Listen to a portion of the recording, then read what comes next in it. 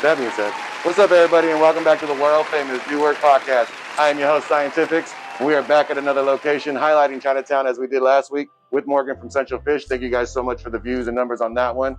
But we're back in another location. This is a spot I've been coming to since I was like a child, bro. It's like the best snow cones in the land. They got other things in the store itself, but there's stuff in here that I only come here specifically for, which is snow cones. I just asked her off camera when they start, when it warms up, so you guys will see that. I'll put the date in the bottom in the description of the video so you guys will know. But today we're in a very special spot. We're in a location that's been here for how long? In the business, 108 years. 108 years. And in Chinatown? Yes. Oh, wow. So one of the oldest running businesses here? Yes. Oh, okay. So it's an honor to be in the building with such a great moment, especially highlighting Chinatown. So if you guys can put your hands together, make a lot of noise for Lynn in the building of Kogetsu Do. Oh, Kogetsu Do. Bam, bam, bam. Nice to meet you. Nice. Well, actually, nice to meet you for the first time personally, because I've come in here and talked to you through years. It's like small conversation. What do you know on? How would you like this? Would you like a bag for the snow cone? Have a good day. Pull the string open, you know, let us out. But yeah, so let everybody know what it is that you do and who you are personally.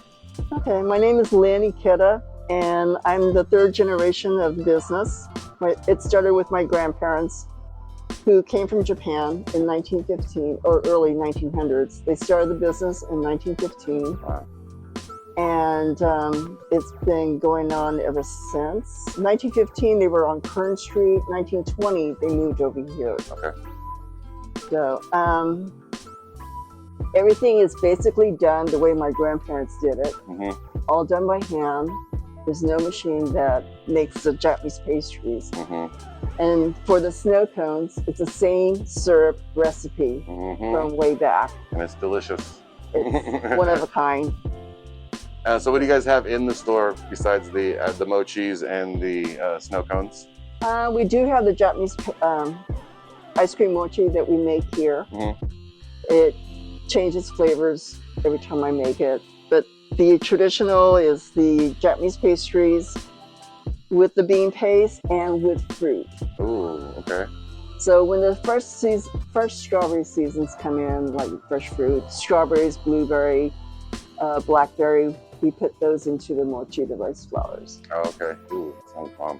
And then besides those, what else? I see you guys have like giftware. Plastic giftware. Yeah. There's a great photo right here. Is this your grandparents in the back right here? Yes. Okay. That was taken in 1920. Ooh, when they first moved here?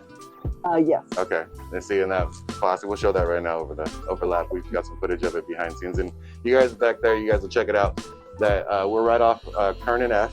Yes. The address is 920. 920. And being the third generation, was it kind of just in you to keep going for the family, or was it kind of like you passed down and it's like your duty to keep it running? Not really.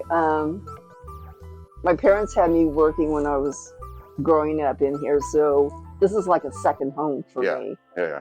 And then when I came to high school age, I didn't want to see this die. I wanted to keep it going. So it was a decision for me after college to continue this. Yeah, I remember your mom. That's when I was coming in. She was the one that was hooking it up. So shout out to moms, you know, shout out to moms.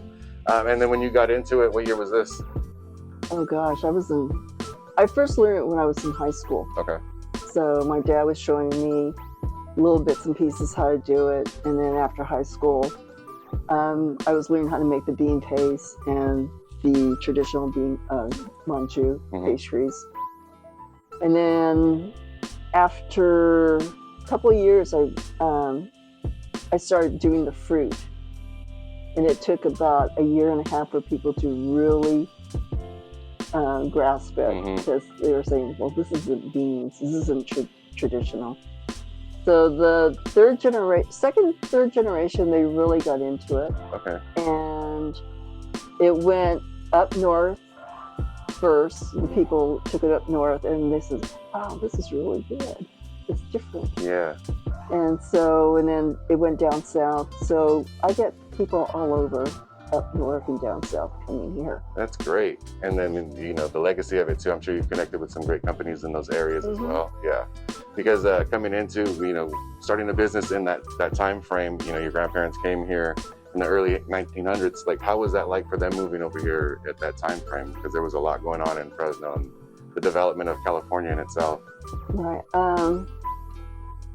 From what I understand, my grandfather worked on the railroads, and then he was able to get the building, start a business, and not able to speak English very well. His kids had to translate, so it was a big struggle. Yeah. You know, like for all businesses. They worked hard. They worked very, very hard. 7 days out of the week, long hours. Yeah, and with the kids translating, I can see why this was like a second home for a lot of people, because you know, you kind of grow up in it, and it's what they're doing every single day. How long did it take everything kind of just to settle in once they got here? The first couple of years of business, you know, downtown development, and being right here in Chinatown, being one of the first spots, because 100 years is a long time to be in business. Right. So that history is already planted in the seed of Fresno, and they've seen it. You know, if you guys have been around the city, you've been here before. If you haven't, you most likely passed by it. They're right across the street from Kuka's and right next to Ho-Ho's. Correct. So you can see the spot, and it's very visible from the street. She actually has a what is that, a Rottweiler with a bandana on the front door. It's pretty tight. It's pretty tight. But yeah, I mean, you know, how was the development coming into that time frame? Because I know that any business, like you were saying, the first 5 years, first 10 years are very difficult, and then you start making some money. But how was it for them once they sustained and started getting it going? Did you guys feel like, okay, this is what's going to be going on now forever? That's really hard to say. It really is. They put all their time and energy into the business, really, Yeah. to make it go. And right now, we're the only one in the Central Valley Okay. that does this. There's one in Sacramento, San Jose.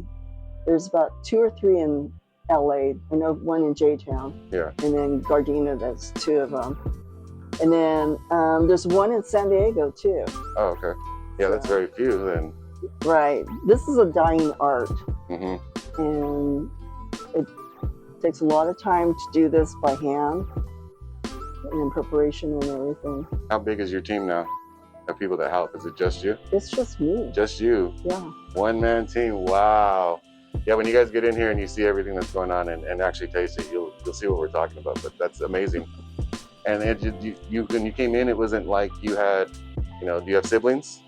One daughter. One daughter. And so, you know, I'm pretty sure she's had her hand in helping here and there. She helps me with the customers. She has no interest in making this. Yeah. She knows it's long hours and very hard.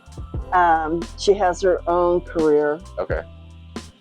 And so I says, you know, you follow your dream. Mm-hmm. You don't worry about this. So what does that mean once, you know, what's the next generation of this going to be then? Who's actually, who do you pass it to?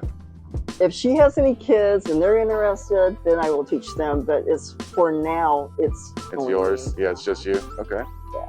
Man, and then putting that work in, I mean, that passion and the love for something, you know, after you get it. We were talking about Morgan leaving his hometown and coming here and picking up a business that he was just trying to help, and then finding roots in the city and finding a love and a passion that you can't take yourself away from. And it's been a part of your life, you know, the whole time. Right. So I can see why you would continue to push it. And being in Chinatown too is a great history behind it. And a lot of people haven't got the chance to come here, so that's why we're highlighting it this month. So everybody gets a chance to come back and revisit it. You know, there are some new builds that are coming up. There are new facilities that are coming up around us. A lot of the night markets are opening back up. Morgan had mentioned that to us as well. So just trying to keep, you know, business flowing through here, and the awareness of it in general, that people know there's such a great gem hidden in the city that's not that far off. And I know the construction's kind of messed up some traffic getting here. It's kind of hard to get in and out of this little block area. But if you guys get the opportunity to come out here, you guys definitely got to stop by. Coming into this right now, we're talking about, you know, coming into the pandemic off camera. How was it developing the small business in that time frame, especially in the market that you're in, since there's very few stores that do this? I know you probably got a lot of orders online, but how was it maintaining it through that year? Actually, we don't do it online. Oh, you have no online sales? No, it's all Wow. done by phone. Uh-huh. I'm old-fashioned. I'm sorry. Mm-hmm. Actually, everything it's always been like word of mouth from friends telling their friends. And on the internet, it's been like Yelp or Google. this past few months, someone put it on TikTok. Okay, yeah. And my daughter had to explain to me what that was, and we were so swamped for the next 3 weeks.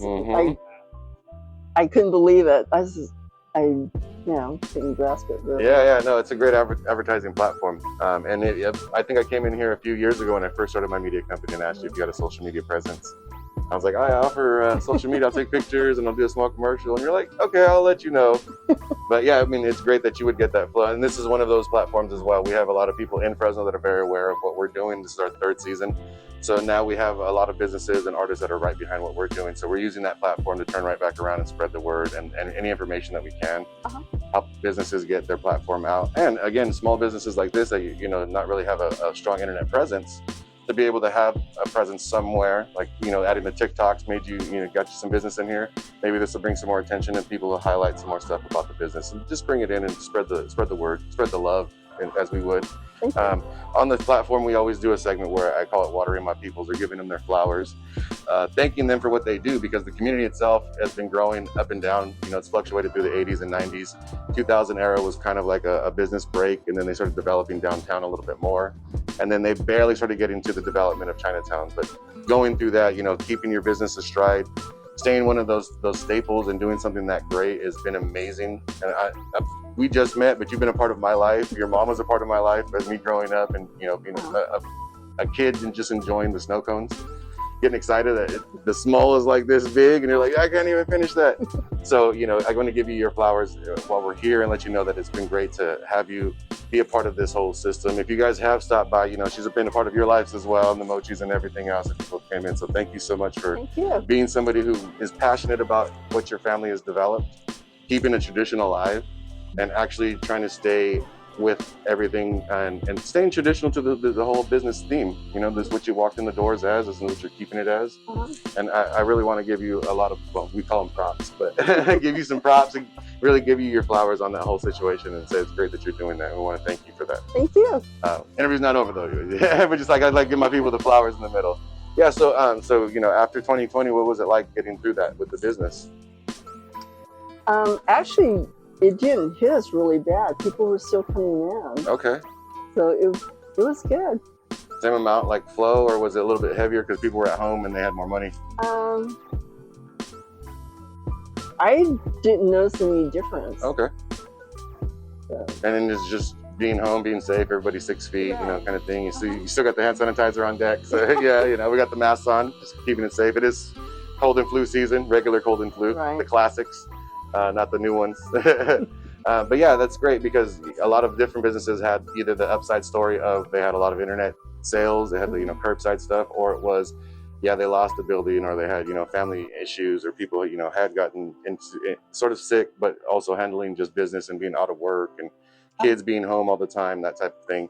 So it's the 50-50 storyline, but we like to hear when people say, no, it was actually really good for a small business to continue. And 100 years, you guys made it through the first one in the 20s, and I'm sure that kind of hit right when they started their business. So it was kind of difficult to get through that one, and then to have, the second one just be like, okay, we're good. We've been very fortunate. Yeah, that's great. And again, in this area, I'm sure you saw lots of businesses come and go. Oh yeah. Neighbors that were like, oh, we'll be back, and then never to be heard from again. Yeah, and to keep it going, is amazing too, because there's a lot of businesses that are coming in, so I'm sure they're going to ask a lot of insight and how the community runs, what to expect. Morgan mentioned they have a renovation for Chinatown committee now. I'm not too sure if you're on board of that, but we want to get on board with that as well, give everybody information that we can, so that way we can spread out what you guys have. And again, like I said, this is just amazing to be a part of and be here with. Now that everything's back open, how's everything been going for you business-wise? Fine. Yeah. Same order styles. Nothing's popped up. You only do California, or you don't go out of state with any sales or international? No. Yeah. Unless the customer takes it. Unless they pick it up and take it with them. Yeah. Yeah, that's good. And is anything coming up for you guys in the next couple of months besides the snow cone? Once it warms up, I'd like keep bringing them up because I really want one. I'm trying to see if you can sneak one in right now. No, not really. March 3rd is the Girls' Day. Okay. So we make a special pastry for that. Okay. It's made with cherry leaf. So March 3rd, come check that out. We'll put it in the description at the bottom. And if you guys want to come in, check out the mochis, check out the snow cones, check out any of the assortment gifts that they have around, and just have a good vibe. Meet Lynn, tell her what's up. So tell her you saw the episode, show her some love. And always, if you guys are in Chinatown, any of the businesses you guys see, if they're open, step right in and see what you might come across. There's a couple of eateries, there's barber shops, there's what else is around the corner? A couple of studios, I think. There's different things. You guys can check it out. Lynn, it's been an honor to have you on the show. Everybody was a surprise that we got you on, so it's really great that you gave us the opportunity to come in for the time and talk to you about the business. And we really enjoyed this, and it really does mean a lot to us because highlighting Chinatown, it's one of the places that we should definitely, we talked about speaking to first. Like we came here first and was like, we got to go there. If you guys have been existent the longest, and you guys would have more of the history of Chinatown and also have a better understanding of the highlight. So, and benefit from it the most because we want you around. We need to keep you around as long as possible. Well, I really appreciate the public. Yeah. Because if it wasn't for them, we wouldn't be here. True. So the community and the people and everything. Yeah. Well, again, thank you so much. Thank you. It's been such a great time. You guys come back next week. We'll be checking out Kuka's across the street. Run up the numbers on Morgan's. Check this one out when it comes out. And as always, when you're in Chinatown, come by Kogetsu Do. Yes. I love that. I was practicing it all week. Come by, check it out. Tell Lynn I said hi. Tell her Science sent you. Tell her Birdstash sent you. You know what it is. It's the world famous Do Work podcast. It's your man Scientifixxx, Lynn, Birdstash Media behind the camera. Kogetsu Do in the building. You know what it is.